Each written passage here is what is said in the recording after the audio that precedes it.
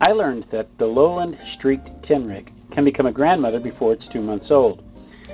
I'd never heard of a Tenrec before this, and when you ask the internet what a Tenrec is, it basically just tells you it's one of these things.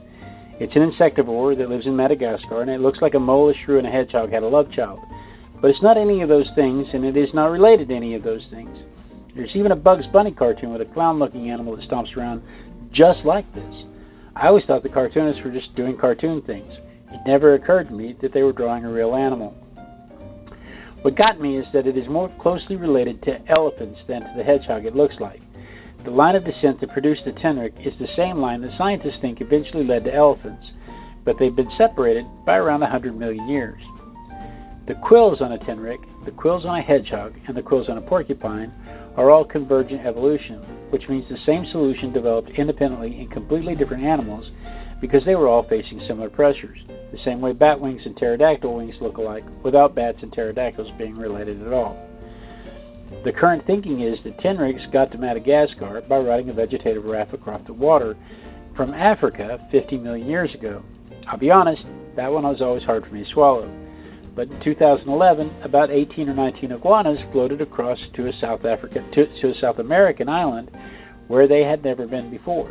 So the evidence is there that it can happen. Once the Tenrecs got to Madagascar and found no competing mammals, they spread out and evolved into around 30 different species to fill just about every available niche, kind of like what you hear about lemurs or Darwin's finches on Galapagos or marsupials in Australia. This little thing has a weak jaw, so it can only eat soft prey like earthworms. To get the earthworms to come up, it stomps its feet on the ground to excite them. Not dissimilar than the herring gull that we drew a while back, who also does a little tap dance on the sand to bring up insects.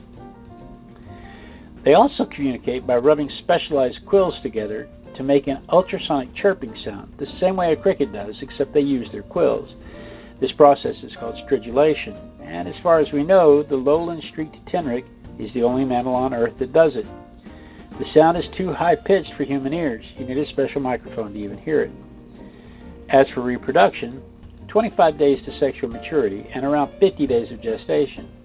What that means in practice is that a Tenrec can be born, grow up, get pregnant, and have a litter all in one season. A freshly born Tenrec can become a grandmother before the season is out. They are that prolific, which is probably why the conservation groups have them listed as least concern. The bigger issue for them, like most animals today, is habitat loss from cutting down their forests. But since they're ground dwellers living in leaf litter and going after earthworms, they're a little more adaptable than some. In winter, they go into torpor, which is not the same as hibernation. It's more like a deep sluggish sleep, where the metabolism slows way down, but they still wake up and move around. I tell my family all the time that I go into torpor every winter. I can't function. It's cold. My species torpors.